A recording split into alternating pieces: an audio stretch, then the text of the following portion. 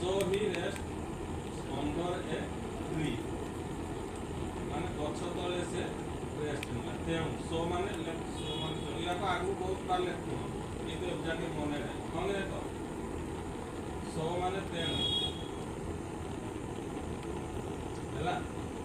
Mid day ଗଲା ଲେଖେ mid day ମାନେ ବେଳା ସମୟ ଖରା ସମୟ।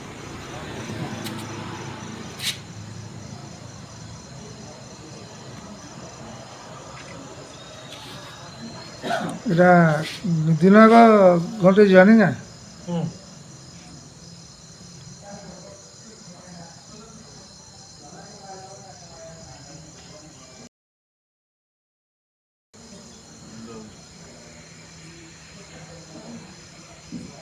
কেন কোম্পানিরা শিখেছি